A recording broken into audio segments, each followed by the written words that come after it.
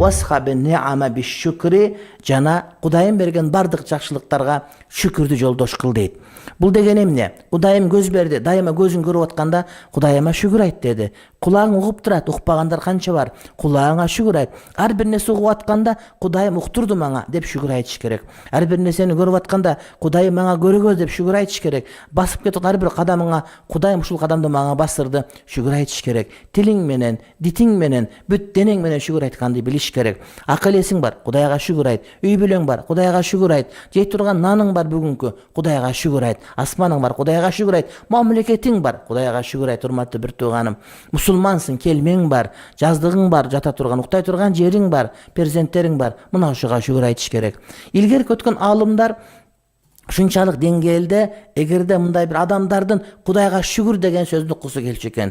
Азирети Ибн Умардан риваят кылган хадистерде атайын базарга барып ассаламу алейкум кандайсың десе Кудайга шүгүр деп айткан уккусу келип барып салам айтчу экен да. Адамдар дайыма бирин бири көрүшкөндө ассаламу алейкум кайфа халу кандайсың дегенде альхамдулилла ашшукру лилла Кудайга шүгүр болсун рахмат деп Кудайга шүгүр, Кудайга мактоо деген сөздү угуу үчүн, башкаларга айттыруу үчүн адамдар бири менен бири ассаламу алейкум дегенден кийин кандайсың деген суроону кошуп сурашчу экен. Ошондуктан Кудайга шүгүр деген сөздү оозубузга мындай бир мончок кылып тагып ала турган болсок, мына ушул илгерки өткөн олияларыбыздын эмне жакшы касиеттеринин катарына кошулар экен. Анткени Кудай Таалам Кур'ан-ы Каримде ла ин шакартум ла азиданнакум, эгерде силер мен берген жакшылыктарга шүгүр кыла турган болсоңор, анда мен силерге аны көбөйтүп берем дейт. Демек акылыңыз барбы, шүгүр айтыңыз, акылыңыз көп болот. Тыйыныңыз барбы, шүгүр айтыңыз, тыйыныңыз көп болот. Ден соолугуңуз чыңбы, шүгүр айтыңыз, ден соолугуңуз дагы чың болот. Ушундай абалдын өзүнө дагы биз шүгүр айтышыбыз керек. Кээ бир адамдар чачын жулубузучу болуп,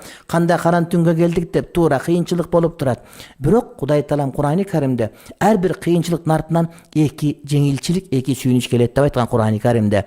Демек ушунун артынан биз үнөмдөгөнгө, урматтуу бир туугандар, бирибиздин бирибиз кадырыбызды билгенге, жер менен алып урушканга, үйдө тамак жасаганга, үй бүлө чогуу тамак ичкенге, ошондой эле ааламдашуу процессинен кеч калбастан мына кагазы жок, калеми жок, илим алганга үйрөнүп атабыз. Мурдагыдай кагазга жазып, ручка менен жазып, башка кылбастан басып барып келбиз, онлайн сабак өтүп атабыз. Демек ааламдашуунун көчүнө ушуну менен дароо кирип кете турган эмне мүмкүнчүлүк бизге, урматтуу бир туугандар, берилип турат. Азирети пайгамбарыбыз алейхиссалам, урматтуу бир туугандар, айтат: كيف أصبحت يا فلان؟ قال أحمد الله إليك يا رسول الله. فقال رسول الله صلى الله عليه وسلم هذا الذي أردت منك.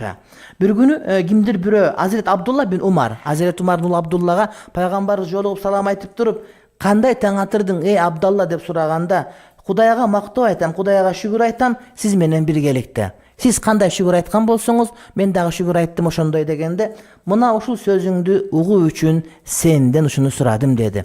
Demek suraganda kırgızda jakсы сөз, Kudayga şükür deyт. Ölü bасы да Kudayga şükür deyт. Demek muna ушул чыныгы мусулманчылык, чыныгы олиялык. Чындыгында Кыргыз элиндеги салт, Кыргызстандагы бардык журттардын ушундай бир жакшы адеби бар. Кандай болсо да Кудайга шүгүр деп айтабыз. Ооруп, ооруканага кетип атасың. Же болбосо кыйналып атасың. Кандай десе өлөйүн деп атсаң да Кудайга шүгүр деп айтасың. Бул деген ошол сенин акыйдаңдын улуу экендигиңдин, түптүү экендигинден кабар берип турат. Демек урматтуу бир туугандар, келгиле. Жаман сөздү сүйлөбөйлүк, Кудайга шүгүр деген сөздү дайыма оозубузга энчи кылып дайыма байлап тагып алалык. Азирети урматтуу бир туугандар, Умар ибн Хаттабтан айтат, урматтуу бир туугандар, Умар ибн Хаттаб бир адамга салам берип, салам бергенден кийин ага кандайсың дегенде альхамдулилла деп жооп бергенде, ушуну уккум келди сенден деди. Көрдүңүзбү? Пайгамбарыбыздан кийин Азирет Умар дагы адамдарга салам айтты, анан кандайсың деп туруп, андан Кудайга шүгүр, Кудайга мактоо болсун деген сөздү уккусу келип айтты. Демек балдарыбызга, кыздарыбызга, бир туугандарыбызга, неберелерибизге Кудайга шүгүр дегенди үйрөтүшүбүз керек. Эгерде Кудайга шүгүр десек, Кудай Таалам biz emne bergen bolsa, oşonu eselep köp kılıp bizge inşallah göğütüp beret. Ve an Umar ibn al-Hattabi radıyallahu anhu ve Abi Hurayrata radıyallahu anhuma kâla, ben okuattan kaldım. Abu İmam Hazret Umar menen Abu Hurayra ököte rivayet kılan şul hadis, men başka istey alıp aytam hadisçe, balkim köptü istey alıp aytam. Ökö aytat, kâle Rasulullah sallallahu aleyhi ve sellem, ma min rajulin ra'a mubtalan. فقال الحمد لله الذي عافاني مما ابتلاك به وفضلني على الكثير ممن خلق تفضيلا إلا لم يصبه ذلك البلاء كائنا ما كان رواه الترمذي. İmam Tirmizi rivayet kılgan hadis, biz yaşaşıbızda har kандай okuyaka jolugabız. Bir günü butujak adamga jolugabız. Allah'ın sınavısı. Balkim Kudayın al bizden daraja jogorı. Bir günü gözü görüp algan biröөгө jolugabız. Bir günü kolu kesilip kalgan biröөгө jolugabız. Bir günü akıl esi ketip kalgan biröөнү görüp Kudayın sınavısı. Har gün har kimdi görüyoruz. Çim hurmatlı bir tuğanım. Anan görgöndө denesi şirkenip ketет. Çim bu? Oşonday görgön nerse bizde bolboşun kaalayбыз. Manga Kudayım berdi. Kudayın bir kaalosu var, anda bir hikmet sırrı var da. Bирок ошол сыноonu biz kaalabайбыз da. Biri var dayım ele jıgılıp basıp жүрөт. Biri dayım ele bankrot bal. Aytор Kudayım bir sınоо менен сынаган ошону көрүп, ошол бизге жакпайт. Ошондой болгубуз келбейт, урматтуу бир тууганым. Ошондо кандай дуа кылыш керек? Ошол жаман сыноо bizde болгош үчүн.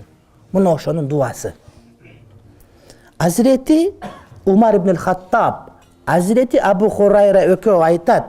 Peygamber aleyhisselam aytты дейт. Кайсы bir adam bir sınoo менен sınalgан adamды көрө турган болсо дейт, минтип айтсын дейт.